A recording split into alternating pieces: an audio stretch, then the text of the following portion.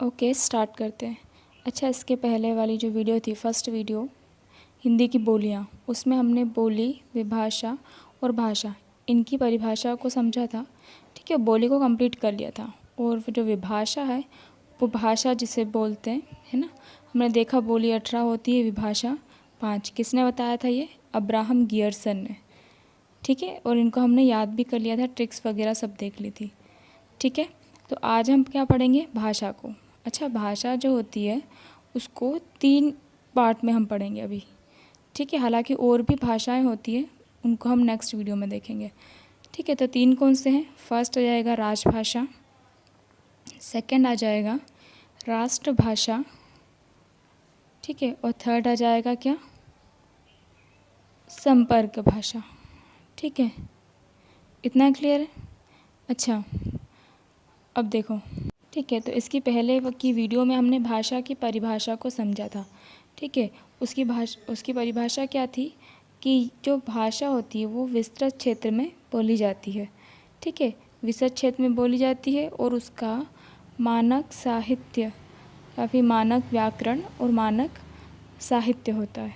ठीक है, अच्छा, मानक मतलब क्या होता है? मानक मतलब होता है जो एक शिक्षित व्यक्तियों द्वारा बोली सुनी पढ़ी जाती है, जो शब्दावली, उसको मानक बोलते हैं। ठीक है, अब देखो राजभाषा को समझते हैं। तो राजभाषा किसको बोलते हैं? भाई, शासन के विधान मंडल या फिर शासन के विधान में जो यूज़ होती है। ठीक है, विधायिका जिसको बोल सकते हैं, है ना, या फिर कार्यपालिका। 3 चीज़ होती है, विधायिका, कार्यपालिका और न्यायपालिका। ठीक है, तो शासन के विधान, कार्यपालिका और न्यायपालिका। ठीक, और एक और चीज़ क्या आती है मेन? संविधान। ठीक है, तो इसमें प्रयुक्त भाषा को हम राजभाषा बोलते हैं। ठीक है, इतना क्लियर है? अच्छा, और जो हिंदी भाषा है उसको 14 सितंबर 1949 को हमने राजभाषा का दर्जा दे दिया था। ठीक है, पहले हम सबके डेफिनेशंस देख लेते हैं। ठीक है, अब आती है राष्ट्रभाषा। तो राष्ट्रभाषा एक ऐसी भाषा होती है, ऐसी केंद्रीय भाषा होती है ना, जो बहुजन द्वारा, मतलब उस राष्ट्र के बहुजन द्वारा लिखी, पढ़ी और समझी जाती है। ठीक है, तो राष्ट्रभाषा क्या हो गई? ऐसी केंद्रीय भाषा जो बहुजन द्वारा लिखी, पढ़ी और समझी जाती है। क्लियर है? अब संपर्क भाषा। तो संपर्क से क्या समझ रहे हो? संपर्क मतलब होता है सिंपल बोलचाल। ठीक है, तो ये क्या हो जाएगी? ऐसी भाषा जो नॉर्मली बोलचाल में प्रयुक्त की जाती है। ठीक है, अच्छा, ऐसी भाषा में जो शब्दावली होती है, जैसे पारिभाषिक शब्दावली हो गई, ठीक है, वैज्ञानिक शब्दावली हो गई और एक तकनीकी शब्दावली। तो ऐसी शब्दावली जो होती है उनका प्रयोग नहीं होता है।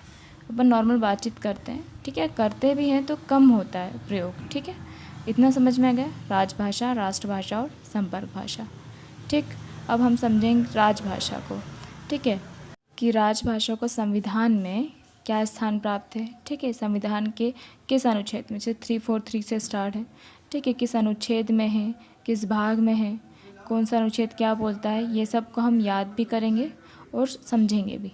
ठीक है, चीज़ और देख लेते हैं। एक होती है राजभाषा। राजभाषा जो होती है वो संपूर्ण राष्ट्र में प्रयुक्त होती है ना। ये कंफ्यूजिंग वर्ड है थोड़े दोनों, एक राजभाषा और एक राज्य भाषा। ठीक है, तो वर्ड्स को थोड़ा देखना, उसके बाद ही लिखना। ठीक है, तो राजभाषा संपूर्ण राष्ट्र में एक होती है। ठीक है, जबकि राज्य भाषा है ना, और राष्ट्र अलग होती है। राज्य भाषा जो होती है एक सीमित राज्य तक होती है। ठीक है, जो सीमित राज्य में जो भाषा मान्य होती है उसको राज्य भाषा बोलते हैं। ठीक है, ठीक है, राजभाषा को विस्तार से समझ लेते हैं। तो राजभाषा जो है संविधान की कौन सी अनुसूची में आती है? 8वीं अनुसूची। अच्छा, इसमें भाषाएं कितनी हैं? टोटल 22। ठीक है, फिर हम भाग की बात करें तो राजभाषा संविधान के भाग 17 में आती है। ठीक है, फिर भाग 17 में कौन से अनुच्छेद के अंतर्गत आती है? एक ही अनुच्छेद देखा था हमने स्टार्टिंग का, 343 से स्टार्ट होती है। ठीक है, 343 से 351 पूरा राजभाषा के संबंध में दिया गया है। ठीक है, इसके अलावा 2 और अनुच्छेद, कौन से? अनुच्छेद 120 और अनुच्छेद 210। ठीक है, इतना क्लियर है? अब इनको हम समझेंगे भी और याद भी कर लेंगे। ठीक है, बस देखते रहो। पहले पूरे अनुच्छेद लिख लेते हैं। तो 343 और 344 इनको साथ में लिखना। 345, 346, 347 इन तीन को साथ में। 348, 349 साथ में। ठीक है, फिर 350 आता है। ठीक है, 350 में दो पार्ट हैं, 350 ए और 350 बी। ठीक है, फिर आता है हमारा 351। ठीक है, इसको अलग से लिखना। और बचे दो, कौन सा, 120 और 210। ठीक है, इतना हो गया। अब स्टार्टिंग से समझो। अब जो अनुच्छेद 343 है उसके अंतर्गत क्या आता है, संघ आता है। ठीक है, संघ या केंद्र बोल सकते हैं। इन तीनों में आता है राज्य। 348 में आता है हमारा न्यायपालिका। ठीक है, इसको याद करने का तरीका है। ठीक है, 349 9 में आता है नियम, 9 से नियम।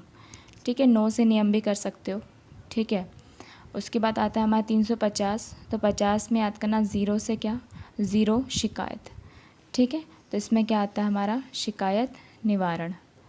ठीक, फिर अब आता है 350 ए। ठीक है, तो जो ए है उससे याद कर सकते हैं हम क्या, प्राइमरी एजुकेशन है ना, प्राथमिक शिक्षा। हम वहीं से सीखते हैं ABCD। ठीक है, तो प्राथमिक शिक्षा या प्राइमरी एजुकेशन इसके अंतर्गत आ जाएगा। ठीक है, फिर आता है 350 बी। ठीक है, 350 बी में क्या आता है, बी मतलब हमने बाद में सीखा है। ठीक है, तो बी किसका आया है, अल्पसंख्यक का आया है। किसका आया है, अल्पसंख्यक। ठीक है, इतना क्लियर है। ठीक है, इसके बाद जो बचे हुए दो अनुच्छेद हैं, सॉरी 351 बचा है। तो 351 जो है, तो एक एक को हमको क्या सिखाना है, विकास, मतलब एक एक का विकास करना है या एक एक को हिंदी का विकास करवाना है। ठीक है, 120 में क्या आ जाएगा, संसद, संसद की भाषा आएगी। ठीक है, और 210 में आ जाएगा क्या, राज्य की विधानमंडल की भाषा। ठीक है, संसद और विधानमंडल भाषा की बात हो रही है तो उनकी भाषा ही आएगी इसमें भी। ठीक है, इतना क्लियर है। अब देखो संघ मतलब केंद्र में क्या आता है। संघ में आएगा तो 343 और 344 दो अनुच्छेद है। ठीक है, तो 343 के अंतर्गत क्या आ जाएगा, संघ की राजभाषा। ठीक है, तो अनुच्छेद 343 में है संघ की राजभाषा, और उसके अंतर्गत क्या लिखा है कि जो संघ की राजभाषा है वो क्या होगी, हिंदी होगी। ठीक है, और हिंदी की लिपि क्या होगी, देवनागरी। हालांकि हिंदी देवनागरी लिपि में ही लिखी जाती है। ठीक है, और अच्छा आपको ये पता होगा देवनागरी जो होती है वो कैसी लिपि है, अक्षरात्मक है। इसके बारे में भी इसके पहले वीडियो में बता चुकी हूँ मैं। ठीक है, ये कैसी लिपि है, अक्षरात्मक होती है, जबकि जो रोमन होती है वो अल्फ़ाबेटिकल होती है। ठीक है, अब आता है अपना 344। ठीक है, 344 में 2 4 4 है, तो इसमें दो चीज़ें आती है, एक होता है आयोग और एक होती है समिति। ठीक है, तो जो आयोग है, समिति और आयोग दोनों ही जो है, इसकी पहले जो वीडियो पढ़ाई थी, अधिनियम, हिंदी भाषा का अधिनियम था 1963 1976, उनमें आयोग बता दिया गया था कि भाई आयोग जो है 5 वर्ष में बनेगा, उसके बाद प्रत्येक 10 वर्ष में बनेगा। उसको आप देख लीजिए। ठीक है, जो अधिनियम की वीडियो है, अगर कोई डाउट हो तो। ठीक है, और समिति में ही बता देते कितने सदस्य वगैरह होते हैं। ठीक है, इतना क्लियर है। इसमें सिर्फ अनुच्छेद याद कर रहे हैं हम। ठीक है, तो 4 4 में संघ का, आयोग और समिति राजभाषा के लिए। ठीक है, फिर राज्य, इसमें क्या आ जाएगा, 345 46 47 ये राज्य संबंधित होगी। ठीक है, ठीक है, 345 में क्या आ जाएगा, राज्य को तीन में बांट लेते हैं। 45 में आएगा राज्य की राजभाषा। ठीक है, तो राज्य में जो भाषा प्रयुक्त होती है वो। ठीक है, फर्स्ट में। फिर 46 में क्या आ जाएगा, राज्य की अन्य राज्य से जो भाषा है वो। ठीक है, दूसरे पेज में इसको देख लेते हैं अच्छे से। ठीक है, और 347 में क्या आ जाएगा, 7 से जनसंख्या याद करना है हमको, 7 से जनसंख्या। ठीक है, फिर 348 में, ऐसे 148 से याद किया था मैंने इसको, 148 में केग आता है, तो इसमें भी हमने न्याय को ले लिया है। ठीक है, तो इसके अंतर्गत क्या आ जाएगी, हमारा सुप्रीम कोर्ट आ जाएगा, हाई कोर्ट आ जाएगा। ठीक है, और उसके बाद जितने भी अधिनियम की भाषा आ जाएगी और जितने भी विधेयक है उनकी भाषा आ जाएगी। उनमें जो भाषा प्रयुक्त होती है वो इसके अंतर्गत आती है। ठीक है, अब 349। ठीक है, तो 9 से हमने याद किया था क्या, नियम। तो भाषा संबंधी जितने भी नियम, कानून वगैरह है, विधि, वो इस अनुच्छेद के अंतर्गत बनाए जाते हैं। ठीक है, इतना क्लियर है। 350 इसको ज़ीरो से याद करना है कि भाई ज़ीरो शिकायत होना चाहिए। ठीक है, तो इसके अंतर्गत क्या आ जाएगा, ज़ीरो शिकायत निवारण। ठीक है। तो हिंदी या भाषा संबंधी जो भी प्रॉब्लम्स वगैरह आती हैं उसके शिकायत निवारण हेतु 350 अनुच्छेद का उपयोग करते हैं। ठीक है। 350 ए में क्या है, ए से अपन ने प्रारंभिक शिक्षा पढ़ी थी। ठीक है। तो प्रारंभिक शिक्षा जो होगी वो कैसी होगी, हमारी मातृभाषा में होगी, ये इस अनुच्छेद में लिखा गया है। ठीक है। जैसे जो शुरुआत में शिक्षा होती है, जैसे अल्पसंख्यक जो देख लें मोमेडियंस वगैरह, उनकी मदरसे वगैरह में होती है, तो उनकी प्रारंभिक मातृभाषा है। ठीक है। तो बी में क्या आ जाएगा, अल्पसंख्यक। ठीक है। और इसमें अल्पसंख्यक नहीं है, इसमें अल्पसंख्यकों के भाषा मतलब उनकी भाषा के विकास के लिए एक पदाधिकारी को नियुक्त किया गया है। ठीक है। इतना क्लियर है। 351 तो भाई हमको क्या करना है, एक एक को हिंदी सिखाना है। कैसे सिखाएंगे, हिंदी का विकास करके। ठीक है। तो 351 में क्या है, हिंदी के विकास संबंधी प्रावधान दिए गए हैं। ठीक है। 120 में हमने पहले ही पढ़ चुके हैं। 120 में क्या था, संसद के बारे में था, संसद में जो भाषा प्रयुक्त होती है, जो भाषा का प्रयोग किया जाता है। और 210 में क्या है, विधानमंडल, जो राज्य की विधानमंडल में जो भाषा प्रयोग में लाई जाती है वो भाषा आ जाएगी इसके अंतर्गत। ठीक है। ये अनुच्छेद पूरे याद हो गए। एक और चीज़ समझ लेते हैं, जो 345 में राज्य भाषा दी हुई है। ठीक है। तो वो संविधान की 8वीं अनुसूची तक सीमित है क्या, राज्य की भाषा? नहीं, ऐसा नहीं है। ठीक है। राज्य की भाषा जो राज्य स्वीकृत करें वो हो सकती है, ज़रूरी नहीं कि वो 8वीं अनुसूची में शामिल हो। ठीक है। इस बात को ध्यान रखिए। फटाफट रिवाइज कर लेते हैं हम। ठीक है। अच्छा, ये जो अनुच्छेद 343 से 351 तक दिया गया है, इसको मुंशी आयंगर सूत्र भी बोलते हैं, क्योंकि जब संविधान निर्माण के टाइम, कि जब संविधान में भाषा की बात हुई थी, तो भाषा के संबंधी जो प्रावधान है और जो अनुच्छेद है वो इन्हीं दोनों ने दिए थे। ठीक है। तो 343 और 44 में संघ की राजभाषा और संघ की आयोग और समितियाँ। 345, 46, 47 राज्य से संबंधित है। 45 में राज्य की राजभाषा। 46 में राज्य की अन्य राज्य से और केंद्र से। ठीक है। इसमें केंद्र भी आएगा, राज्य की अन्य राज्य से और केंद्र से भाषा।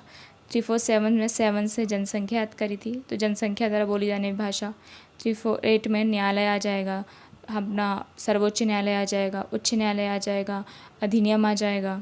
ठीक है। और हमारे विधेयक आ जाएंगे, उसमें प्रयुक्त भाषा आ जाएगी इसमें। 349 में नियम आ जाएंगे। ठीक है। 350 में ज़ीरो शिकायत आ जाएगा। ठीक है। 350 ए में प्राइमरी एजुकेशन, प्राथमिक शिक्षा मातृभाषा में होगी। बी में अल्पसंख्यकों के लिए एक पदाधिकारी नियुक्त किया जाएगा ताकि उनकी भाषा का हनन न हो। 351 विकास, 320 में संसद, 210 में विधानमंडल। ठीक है। देखिए, इस क्लिप में जो संविधान हमने जितना भी अभी याद किया उसको व्यवस्थित ढंग से लिखा हुआ है पूरे अनुच्छेदों को, और इससे संबंधित आपको अगर कोई भी डाउट हो तो आप कमेंट कीजिए। ठीक है। और अच्छी लगे वीडियो तो भी आप कमेंट कर सकते हैं। Thank you.